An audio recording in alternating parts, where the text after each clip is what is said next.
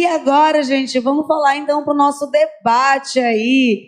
Então, onde a gente vai falar um pouquinho sobre Story Wars ou Love Story, né? Essa guerra de história de amor e guerra, aí, né? Amor e ódio entre o varejo e aí as indústrias também. Então, como, né, o varejo e a indústria, esses parceiros e opostos aí, como os podem rentabilizar mais com o JBP, pessoal? E para esse painel, a gente vai ter o Paulo Garcia, novamente nosso CEO, fazendo a mediação. E a gente também convida aí o Cláudio Serrano, que é Head de RGM da Amende, para poder representar aí o lado da indústria. O João Guerra, gerente de Pricing e GC da Hortifruti Natural da Terra, para representar o varejo. E o Guilherme Alger, diretor executivo da Midify, que tem o módulo do JBP Hub, que é o nosso especialista aqui também para poder contribuir aí. E podem aí começar, meninos, fiquem à vontade.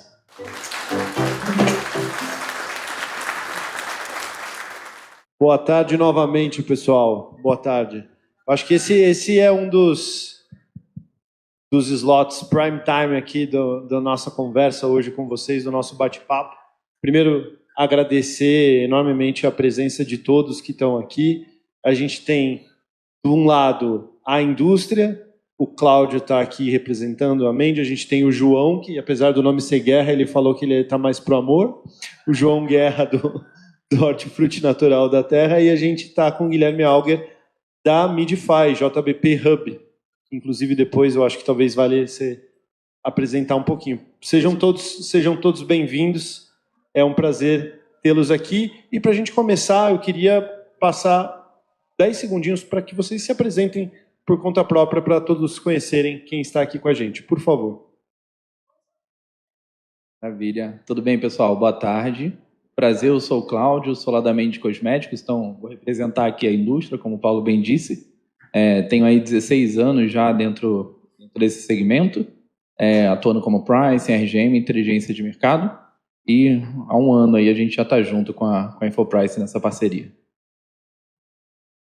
Bom, boa tarde, pessoal. Eu sou o João Guerra, eu trabalho lá no Hortifruti Natural da Terra, que é do grupo da Americanas. Já trabalho também em torno de 16, 17 anos já com precificação estratégica, revenue management. Então, esse tema do JBP realmente é algo que é crucial para a indústria, né? E para o varejo também.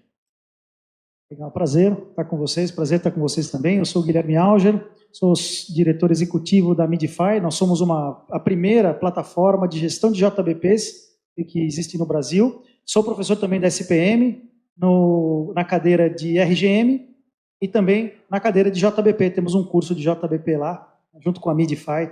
Então é um prazer estar aqui com vocês, podendo participar dessa tarde, dessa conversa.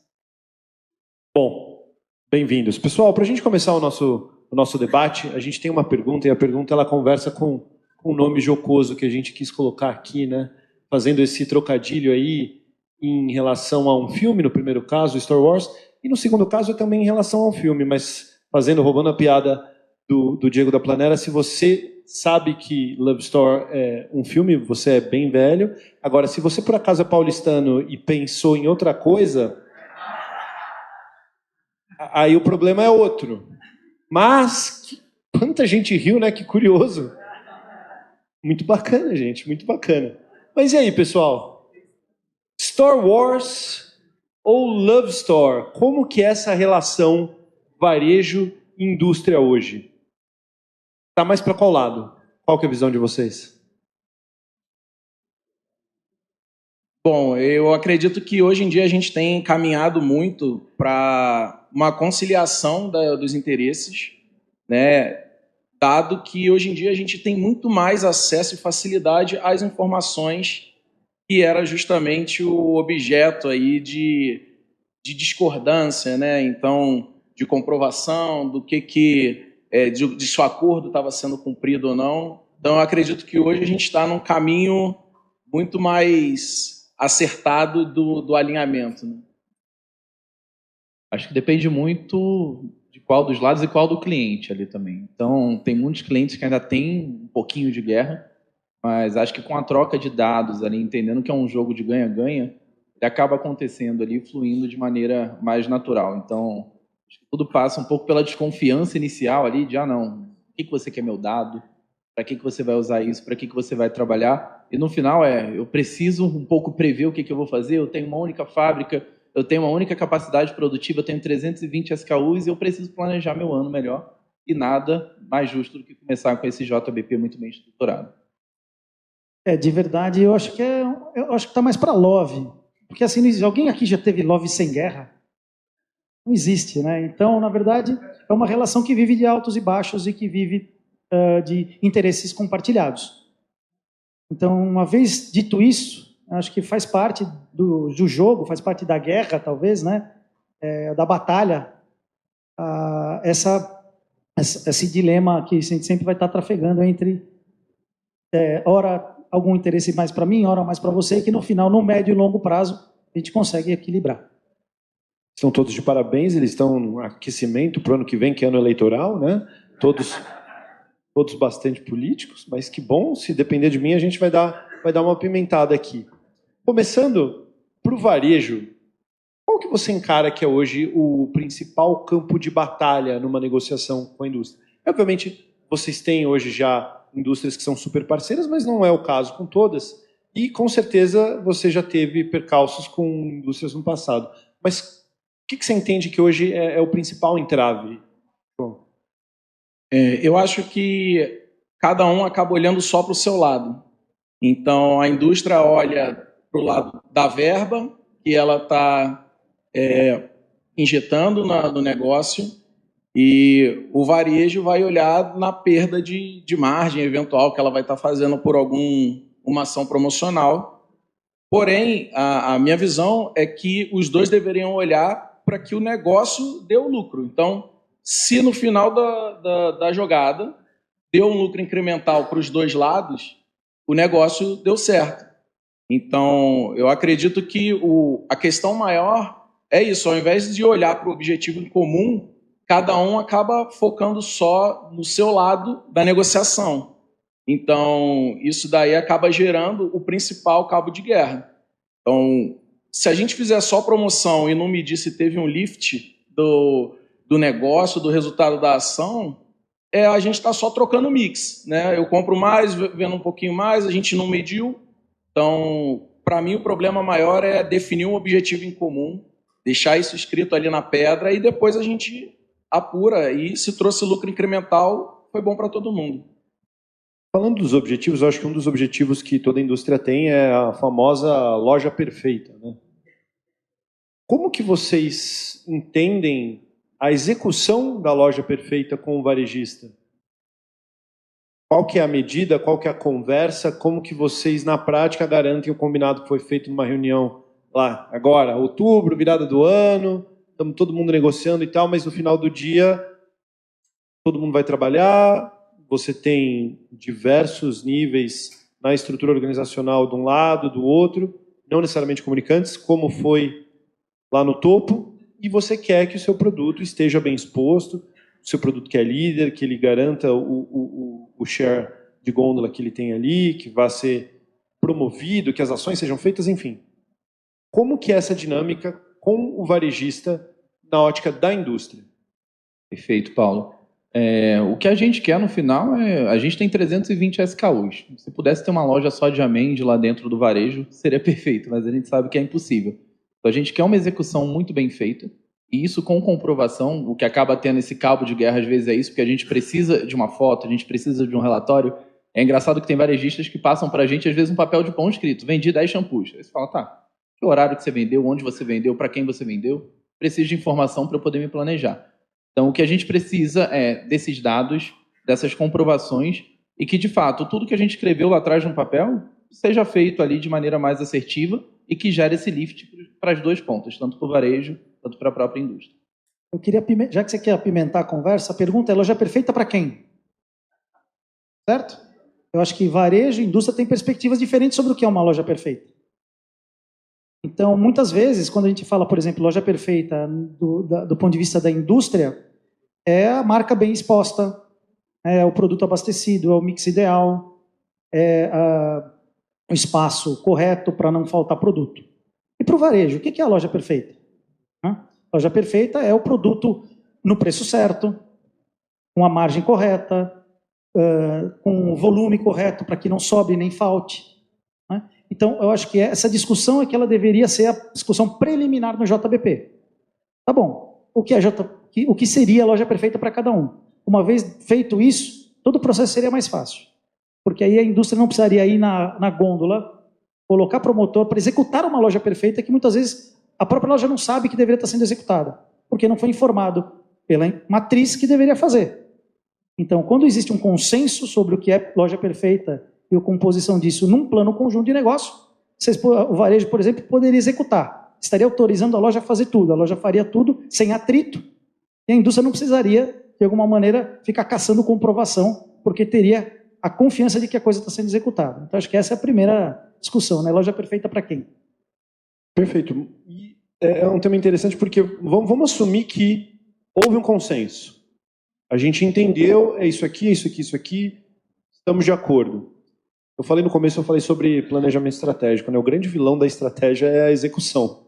A execução, ela derruba muita estratégia por aí. E aí, voltando para você, Guilherme, você como, de certa forma, juiz de paz, intermediador aqui da relação, com tanta tecnologia que a gente tem hoje, ou aliás, já tem o suficiente, porque como que a gente garante que esses diversos combinados, interesses de A, interesses de B, na prática, eles estão acontecendo? Como que é a execução dessa, então, dita estratégia bem definida entre as partes? Acho que a primeira coisa é documentar bem o que foi definido. Porque quantas vezes, quem nunca, né, que fala, minha filha que fala, né, é raro, mas acontece com frequência. Então, quantas vezes há um combinado e esse combinado se perde em tantos e-mails, documentos, reuniões, etc, etc. Então, a primeira coisa, você tem que documentar bem. E documentar de uma forma que você consiga executar, ou seja, de uma forma simples, para que então o segredo está na comunicação, Paulo. Porque depois do combinado, existe a transferência desse combinado para uma série de stakeholders que precisam executar. E muitas vezes isso não chega de forma clara, não chega de forma direta, não chega até a loja, do exemplo da loja perfeita, não chega para a loja o que foi combinado, através do trade da loja. Então a loja, por exemplo, o varejo precisa se estruturar com um bom trade marketing. Assim como a indústria precisa dar suporte muitas vezes para a loja para executar, mas o promotor também precisa saber o que foi negociado. Então, se não tem comunicação e os dados, né, as informações não fluem nesse processo de maneira a gerar um plano de ação acionável, a coisa se perde. Então, eu acho que o grande problema é a dificuldade de se construir planos de ação simples, acionáveis, mensuráveis e de forma que todo mundo seja comunicado, todo mundo que vai executar de forma seja comunicado claramente o que tem que fazer e por que tem que fazer. Então, acho que tudo isso se perde. Eu queria voltar na questão da tecnologia, mas antes eu queria passar a bola para o varejo, para a indústria aqui com a gente. Não pensando no JBP perfeito, num combinado perfeito, pensando no feijão com arroz, o básico. Se fosse para escolher 2 ou 3 atributos deste combinado entre as partes, que são mais importantes para cada um dos lados, o que vocês colocariam como mais relevante? Eu penso que seria os indicadores de venda e margem, volume, né, negociado.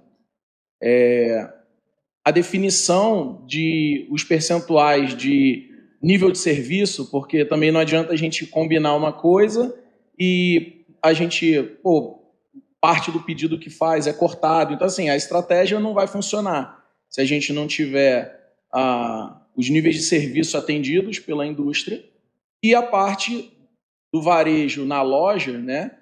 O cumprimento do planograma que foi acordado, né? Para manter os níveis de disponibilidade, porque às vezes ele cumpriu o lado dele da entrega, mas aí eu estou com armazenado não exposto, então eu estou com ruptura na gôndola, mas eu recebi. Então, eu acho que são os principais pontos, né? Nível de serviço e as métricas de venda, volume, margem combinadas, né? E seguir na execução do planograma e o abastecimento das gôndolas. Perfeito.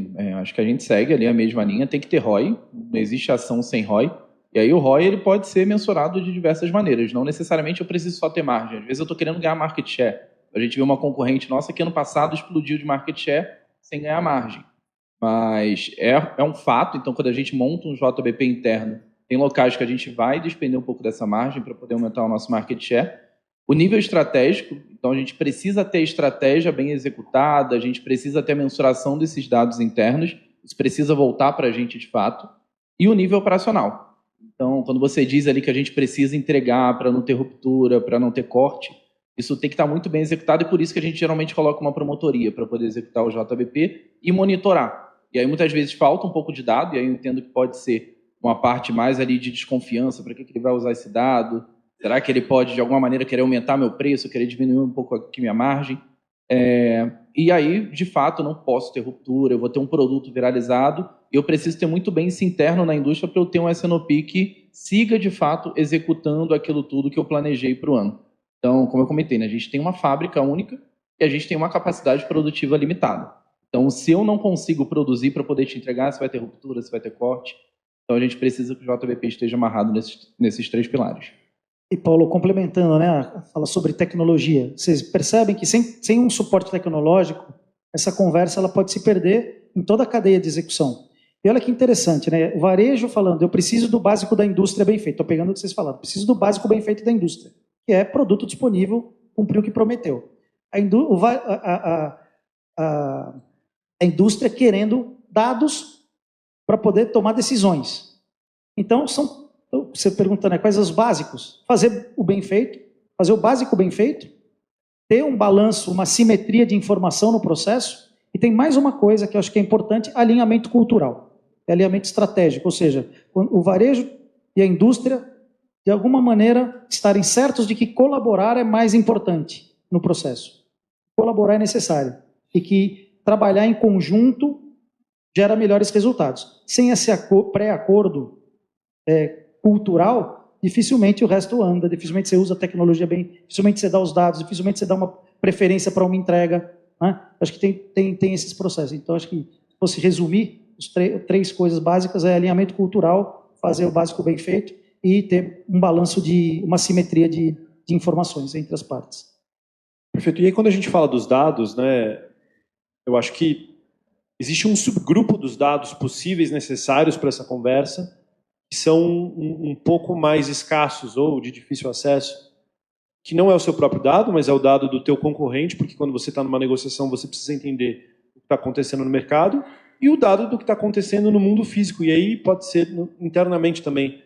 A loja, ela fez a ação que deveria ter sido feita, a gôndola está disposta, porque isso você pode escrever o que você quiser numa planilha, mas o que está acontecendo ali na loja é um pouco diferente. Olhando para essas 2 coisas, como que a gente faz hoje para garantir que o comportamento na loja, fisicamente e visivelmente, está de acordo? Como que a gente faz também para olhar a concorrência? Aí estou puxando, sim, confesso, um pouco a sardinha para o nosso lado.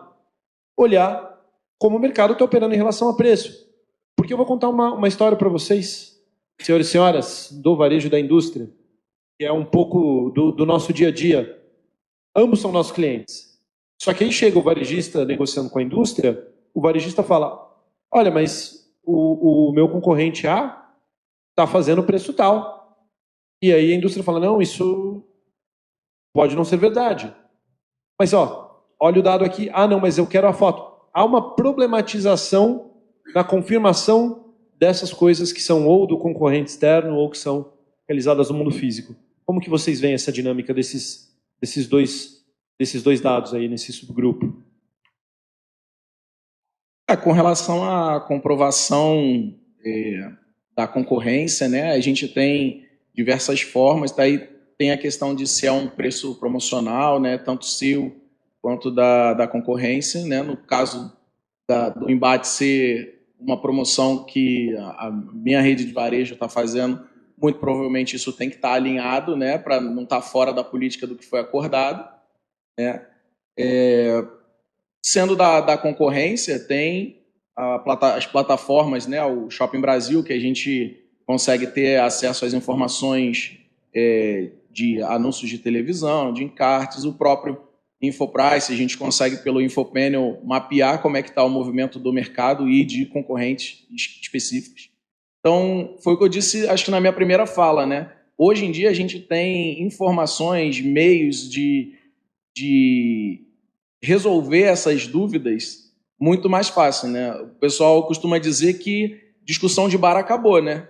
Qualquer dúvida que você tem, você puxa aqui o celular, você vai no chat GPT, você vai na Wikipédia, não tem mais discussão, você consegue ter a informação comprovada ali.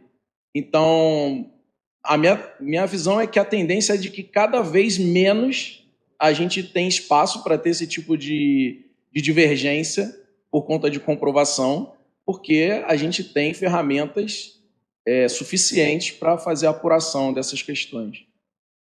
E assim, hoje a gente consegue chegar no nível micro, né? Então, através da InfoPrice, a gente sabe exatamente a loja, o preço que ela está executando. Então, isso para discutir um JBP é fundamental. E aí entra um pouco no que a gente conversou antes, né? Será que o meu concorrente ele está querendo comprar market share? Será que eu vou conseguir, de fato, atacar ele? Então, para uma discussão de JBP, isso é fundamental, porque, como no exemplo que eu citei do ano passado, a gente não ia conseguir chegar lá e a gente sabia que era algo momentâneo. Então, não mudei meu JBP porque o preço da concorrência estava sendo mais agressivo.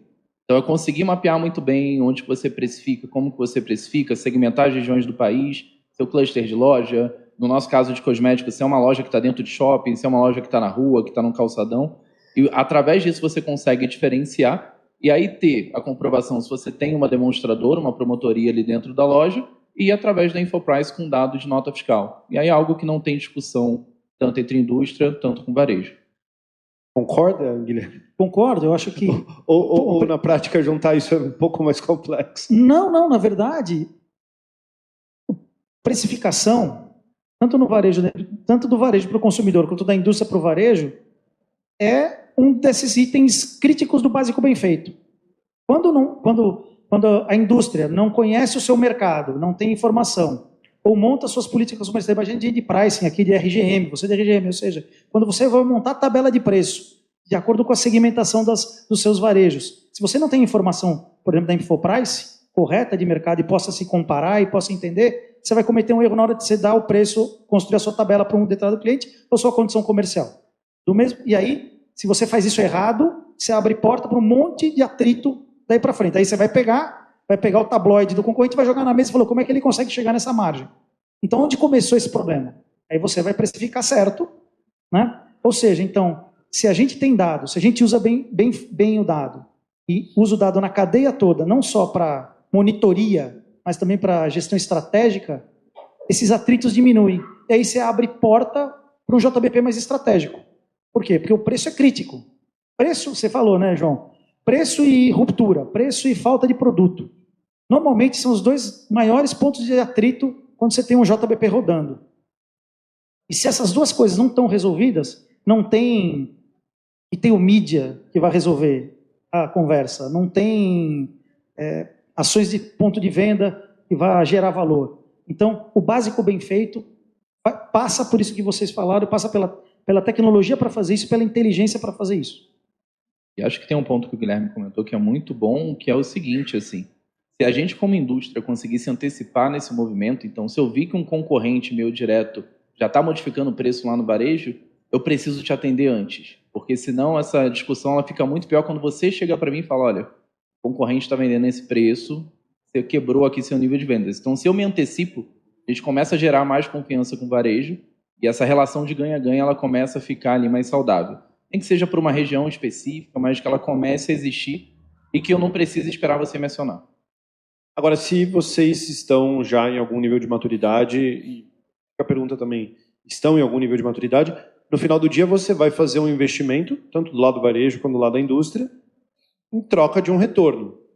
Aí a hora que você olha esse número, se você tem esse número, quando você coloca a mão no fogo hoje, já estamos nesse nível? A hora que o pessoal chega lá no final, é fácil de olhar e falar, porra, deu certo, fizemos isso aqui, porque para ouvir 5 minutos do que eles estão falando, é tanta variável, o negócio é tão dinâmico, no final do dia, fez, e aí qual que é o resultado? Tem uma frase famosa do marketing, não que não seja um tema relacionado ao marketing, que é o seguinte, 50% das minhas ações de marketing dão certo. Eu só não sei qual metade dos 50 que deu. Em que pé estamos nesse aspecto? Porque todo esse trabalho, reuniões, discussão, elaboração de estratégia, precisa adquirir os dados, mede. E aí, vocês conseguem medir o retorno sobre os investimentos feitos? Com alguma segurança ou ainda não chegamos lá? Eu acredito que é importante ter fóruns específicos para, de tempos em tempos, ir fazendo esse checkpoint, para ter um SOP flexível para que a gente consiga se mobilizar caso a estratégia, o número não está chegando. Está chegando nesse ponto, ali não está. Ao invés de esperar chegar no final e falar assim, nossa, não deu certo. Então, depende muito, como você disse, do nível de maturidade e de aprofundamento de conhecimento, de estrutura que cada varejo vai ter e que cada indústria vai ter. Porque, às vezes, a indústria ou o varejo tem a pessoa para fazer a negociação, mas se ela não tiver a disciplina ou a obrigação de, a cada 15 dias, a cada 30 dias, fazer essa checagem do andamento do JBP, realmente vai contar com a sorte. Não tem como. E assim, realmente acontece muito. Tem varejos muito bem estruturados, que você tem uma pessoa do outro lado para conversar, e tem outros que eles já estão executando outras ações ali, você não consegue ter esse fórum. Então, como você bem comentou, ele é quase um 50% ali no final, porque você não tem o nível de assertividade que deveria ter. Você tenta conversar com o varejo, às vezes você pega ali o seu último TRI, do nosso lado de indústria, eles se abastecem para poder cumprir um JBP, para ele conseguir ganhar as variáveis que estavam bem definidas, mas você pega um janeiro, fevereiro e março com um nível de vendas baixíssimo, porque ele teve que se estocar para poder cumprir uma promessa que ele fez lá atrás.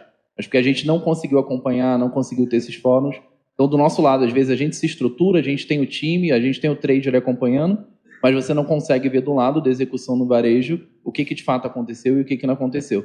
Eles não têm tempo para poder te passar esse acompanhamento. Guilherme, eu acho que vale um pouco você explicar, acho que talvez com um pouco de mais detalhe o que vocês estão fazendo, porque eu acho que esse é, sem dúvida, um dos grandes objetivos de entrega de valor de vocês, algo que vocês estão perseguindo, né? É verdade, porque a gente percebe que tudo isso, assim, é possível calcular o ROI? Mas o cálculo do ROI, ele é digamos, um exercício intensivo em dados, muito intensivo. Por quê? Porque você precisa ter, por exemplo, o baseline de uma promoção, você precisa saber quanto custou aquela promoção, você precisa saber quanto sobrou quanto vendeu depois da promoção. Estou pegando só um exemplo. Você precisa saber quando ela aconteceu. Às vezes a gente faz tanta coisa no varejo, na indústria, que a gente não sabe quando cada coisa aconteceu. Não tem as causas de cada uma dessas variações de sellout.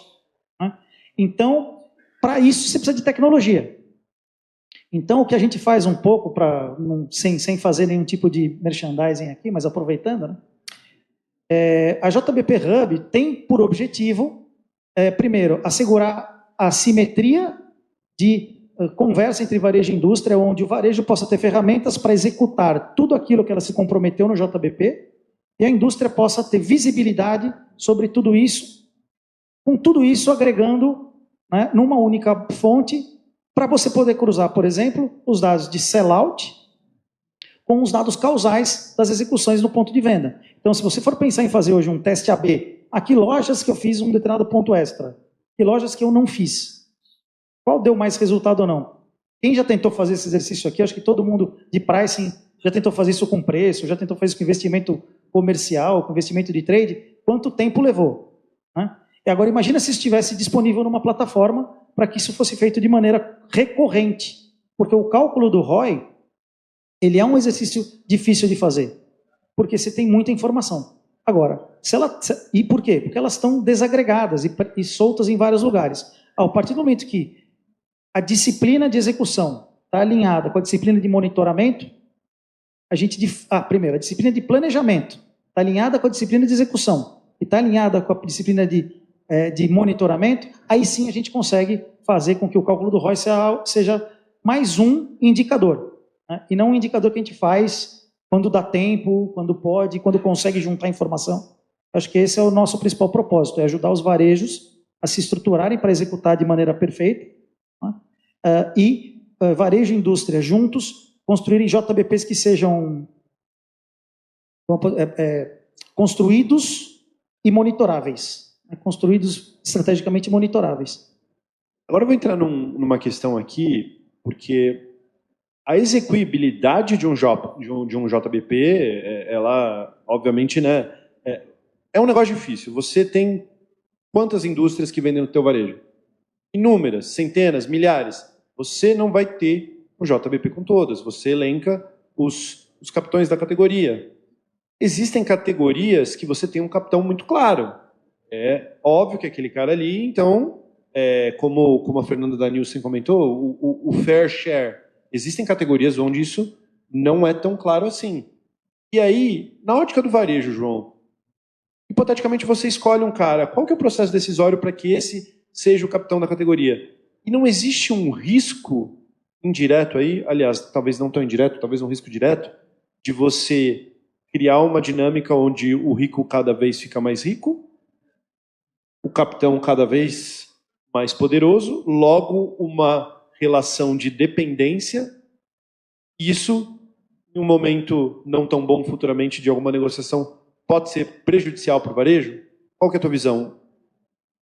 Eu acho que é um risco que pode ocorrer e o próprio varejo, para ele é ruim se isso acontecer, porque a gente tem que pensar nas unidades de necessidade que o cliente tem. Então, às vezes é ruim você chegar numa determinada gôndola, você ter uma opção só. Você ter aquela gôndola bagunçada que tem 1 milhão de opções, também não é bom. Mas você também só ter uma opção é muito ruim.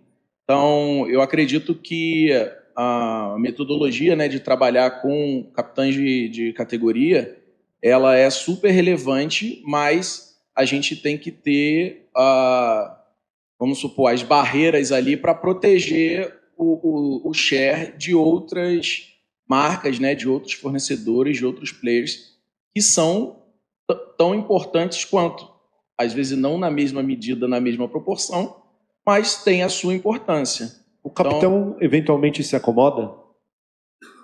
Não deveria, né? Então, eu acho que se um capitão de categoria muito claro assim começa a conseguir implementar JBPs com diversas redes de varejo, de certa forma ele pode acabar se acomodando. E aí, no longo prazo, isso pode prejudicar em lançamentos de novos produtos, porque acabou se acomodando com o market share que ele acumulou ali no mercado. O que você acha? Acho que assim, do lado da indústria a gente vê um pouco disso, mas a gente também vê o apetite do varejo ali. Então, no final, tem alguns varejos que quem chega com cheque maior leva o melhor espaço, leva a melhor gôndola, leva mais números de SKUs, leva mais números de lançamentos. Então, acho que está no apetite tanto da indústria, enquanto que ela vai gastar em relação a esse JBP, e tanto do varejo. Se de fato eu quero só receber e em algum momento eu vou ficar dependente de uma única indústria que vai vender para mim, ela pode ou não tirar esse investimento. E do lado da indústria é onde eu quero capitanear algum produto. Então, a gente também faz essa análise do nosso lado. Então, a gente olha a market share, a gente entende qual região, onde que eu preciso de mais penetração, e a gente vai variando um pouco o nosso cheque por conta disso. Então, tem varejos que a gente olha e fala, se ele pedir um cheque maior, eu não vou entrar, porque eu não quero mais ter market share. Porém, tem alguns varejos que eu falo, não, se ele pedir um cheque maior, eu estou disposto a negociar, eu estou disposto a ter um espaço maior ali, porque eu sei que no final do ano o meu ROI, nesse caso, vai ser bem positivo. Eu vou complementar vocês e vou dizer o seguinte, só tem um jeito, talvez, de resolver, e na nossa metodologia na JBP Hub, é o primeiro passo, que é cada um avaliar o outro de maneira objetiva. Porque se o varejo não tiver claramente um mapa dos seus parceiros por categoria, né, e de alguma maneira, ao eleger um capitão ou um principal fornecedor, ou um fornecedor preferencial, entender qual é o papel estratégico dele no negócio, o que ele vai fazer? Ele tende a acomodar, porque ele não vai ter outros players já pré-pensados como vai trabalhar. Então, o varejo deveria avaliar suas indústrias todas e falar assim, essa eu quero isso, essa eu quero isso. E eu vou trabalhar esse meu portfólio de fornecedores estrategicamente do meu jeito. Do outro lado, a indústria é a mesma coisa. Cada varejo tem um papel no seu go-to-market, tem um papel na sua segmentação. Beleza. Quando ambos tiverem os papéis alinhados, ambos vão ter mais facilidade de alinhar os seus interesses. Portanto, os JBPs tendem a ser mais eficientes, porque eu já vou sabendo o que eu quero. Então, se o varejo não assume o protagonismo no JBP e fica esperando aquela famosa... Eu gosto de brincar, viu, Paulo, disso? a indústria trazer o documento de JBP, assina aí meu JBP. Então eu já digo para todo mundo, se alguma indústria, falo para o varejista aqui que está presente, se alguma indústria levar um papel e falar assim, assina meu JBP, você fala, tá bom, assino, mas isso aqui é um contrato de fornecimento, não é um JBP. E se algum varejo falar assim, ó, compra uma cota do meu trade aqui para você entrar no meu JBP, você fala, não, peraí, você está me vendendo ativo de merchandising, não me fazendo comigo um JBP. O JBP de verdade só acontece quando os dois, de fato, têm interesse estratégico em si. E aí você consegue construir. E aí você evita esses malefícios da codependência ou do acomodação e tudo mais. Só para complementar, eu acho que a maturidade ela chega quando eu me sinto corresponsável pelas metas dele e ele se sente corresponsável pelas minhas metas, porque senão a gente volta lá para aquele começo. Eu vou olhar só para a meta que eu tenho que atingir, ele vai olhar só para a meta que ele tem que atingir. Então, em determinados momentos, vai demandar esforços de ambas as partes para que ele consiga cumprir a meta dele e eu consiga cumprir a minha meta. Então, num final de mês, onde que ele precisa me entregar para cumprir ali a meta, de repente o meu OTB está comprometido para aquela categoria especificamente e não para outra, de repente vai demandar da minha área eu negociar com o meu planejamento. Olha, a gente vai precisar mover aqui o OTB desse lado da carteira para outra, porque eu estou pensando estrategicamente na parceria. E acho que isso vale para tudo, tá? Porque no final, como indústria, a gente também vai olhar no final do mês se eu tenho um Seca sem frizz que está viralizado, eu vou elencar as indústrias, os varejos que de fato eu consigo entregar ou não, que estão cumprindo e que estão sendo parceiros. Então, a gente teve um produto viralizado que a gente consegue atender 20% da demanda dele. Eu escolho exatamente para quem que eu vou enviar. Eu não vou enviar isso para a minha base inteira. E isso vai de acordo com a parceria. Então, se você está me ajudando, de fato, eu também vou te ajudar como indústria. Bom, pessoal, para a gente encerrar, entrando aqui no nosso último bloco do nosso debate, para os Jedis aqui, fãs de Star Wars, sinto lhes dizer, mas acho que o futuro ele tá mais para Love Story. Pegando o mercado americano como windshield do que a gente vê hoje acontecendo no nosso mercado brasileiro, você tem um mercado onde o varejo tem APIs abertas para quem quiser consultar qualquer tipo de dado, você tem VMI rolando. Isso são coisas que, se você fala aqui hoje, um baita de um tabu. Mas eu acho que a direção é essa. Pegando a própria Infoprice como exemplo, quando nós começamos há 12 anos atrás com a tecnologia, então, comumente conhecida como chupa-cabra, para pegar preço no terminal, quantos e quantos não vieram atrás de nós falando assim, eu quero te contratar para ver o preço do outro, mas ai de você se você entrar na minha loja. Na minha loja não pode entrar. E a gente, obviamente, tinha um entrave, né, do ethos da coisa ali, que a gente estava se propondo, não ia funcionar. E a gente tinha que refutar, e enfim, água mole e pedra dura, o negócio vingou, e assim começou a empresa. Isso é um exemplo de tabus sendo quebrados, e eu acho que aqui a gente está falando disso, tende a haver uma cooperação maior entre as duas partes, só que há uma terceira parte que a gente não falou até agora, que é o consumidor. O que o consumidor ganha com essa boa cooperação entre varejo e indústria? Para a gente encerrar o nosso bate-papo aqui hoje. Começo nessa.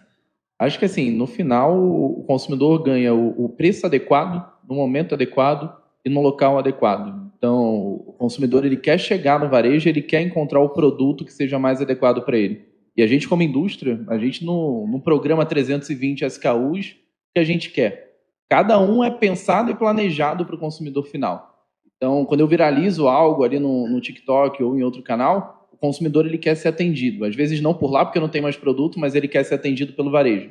Então, eu estou pensando nele, eu estou pensando de fato lá na ponta. Ele também quer o preço correto. Então, não adianta nada eu não ter ali os meus concorrentes, eu não estar aderente a uma política de preços e a canais que de fato não atenda, porque senão ele também vai se sentir prejudicado. E lá no Ambev a gente tinha 8 datas, né, por ano que mais vendiam, no varejo eu acho que tem umas 12 ali, mais ou menos pelo menos do nosso lado ali de indústria. e ele quer, pelo menos nessas 12 datas, chegar lá e conseguir comprar. Ele quer chegar ali num site e comprar, ele quer chegar numa loja física e comprar da maneira correta, com o melhor preço e que ele seja bem atendido com algo de qualidade. Eu acredito que o consumidor, ele não é que ele sabe, ele percebe o JBP, ele sente, ele vivencia um JBP que é bem feito. Por quê? Numa estratégia bem feita de 360, ele vai ver uma comunicação no TikTok, no YouTube, na televisão, ele vai chegar na loja, vai ver aquele pack promocional que ele viu anunciado, bem exposto na loja, ele vai receber uma ativação do aplicativo da rede de varejo que mandou um push específico, segmentado. Então, as estratégias, quando elas são bem executadas, o cliente ele vivencia isso e acaba traduzindo quando ele compra o produto. Então, aí fecha o ciclo e a gente percebe que a estratégia do JBP deu certo. É verdade. Eu vou aproveitar o tema, vou falar que o consumidor é a origem da força, né?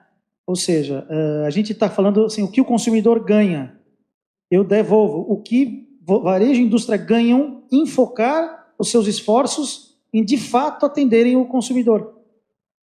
E a origem do JBP, a gente falou no começo, né, é interesse comum. E, de fato, qual é o único interesse comum entre varejo e indústria? Lucro incremental. Olha só, pode ser. Esse é um dos. Mas a origem dessa força é o consumidor comprando na tua loja. Porque se ele não comprar na tua loja, não voltar e não tiver uma experiência boa, você não vai a lucro. Como a marca dele não sai. Então, de fato, acho que a origem de tudo, o único, de fato, se a gente for pensar bem, interesse que nasce comum é o interesse de melhorar a experiência do shopper, a experiência do consumidor no ponto de venda.